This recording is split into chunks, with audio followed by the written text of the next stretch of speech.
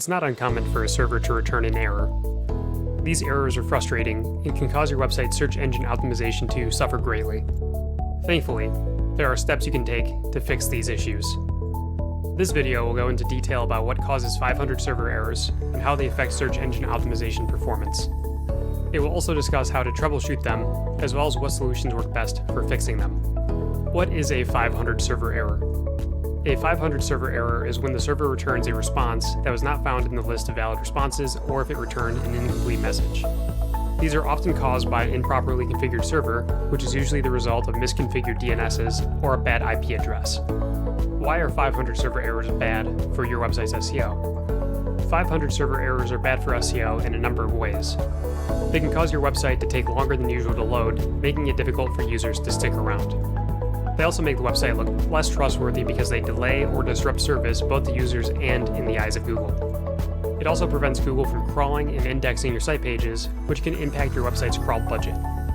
If your content isn't getting indexed due to 500 errors, then it won't rank at all on Google. Different kinds of 500 server errors. There are different kinds of 500 server errors, which we'll cover below. 500 internal server error. This is the most common type of server error. It can occur for any number of reasons, including a full hard drive or memory load on your server. The issue with this kind of error is that it's caused by an internal problem in your site's coding, and because Google doesn't know what the exact cause is, they may penalize you as less trustworthy if there are other errors or rank your website lower than normal. 502 bad gateway server. This means that the request to load your website couldn't be completed due to an upstream service such as a CGI component like PHP, or a component trying to load on a CMS like WordPress. 503 service unavailable server error. This server error occurs when the web or network service you're trying to access is not currently available. If this happens often, it can be an early warning sign of a larger problem with your site's infrastructure or server load and should be addressed as quickly as possible. 504 gateway timeout server error.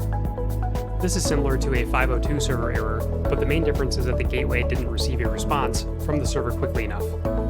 This can happen when your backend is taking too long to respond to your website server request. 509 bandwidth limit exceeded.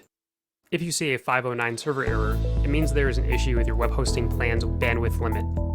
When this happens, the server has to shut down service for all users in order to not exceed its allocated bandwidth and cause problems on other sites hosted by the same server. This can be avoided if you are proactive about monitoring how much traffic your site generates, so that when it does happen, you have enough time to make adjustments or switch hosting plans before anything goes offline. 524 timeout occurred. Cloudflare invented this type of response code, and it only shows when your website doesn't respond to the request to load in time. This will happen if a CDN doesn't receive a response from your website, meaning they can't provide search engine crawlers or website visitors with content that's loaded in the cloud service. How to find 500 server errors. There are a number of ways to quickly find server errors on your website. The first step is to analyze your website server logs, or create one if you haven't already.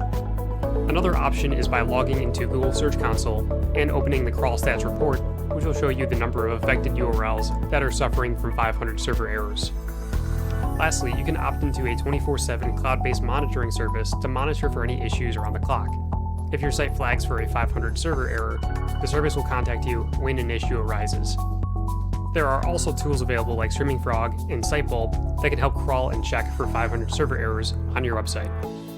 Different causes for 500 server errors. It can be difficult to diagnose the cause of a 500 server error. These errors can happen on many different site levels, ranging from your CDN, a plugin on your website, a CMS application issue, the program language you're using, such as PHP or React, or your web server. How to fix 500 server errors for your website. The first step is determining what caused the server error and then fixing it. When you're not sure what's causing your site issue, there are a few ways to find out. Look for any new plugins that have been installed recently. Check if there is an updated version of WordPress available for download from their mirror on GitHub. You can also check this by going to wordpress.org. If you use any other language other than PHP, make sure all the necessary updates are made in order. Most languages will email or notify users when they need updating with instructions on how to do so. You should also check to make sure that your hosting platform isn't exceeding bandwidth or that your backend isn't encountering issues. Hopefully you found this video to be helpful. If you did, be sure to drop a like, subscribe to the channel, and I'll see you all for the next SEO tip video.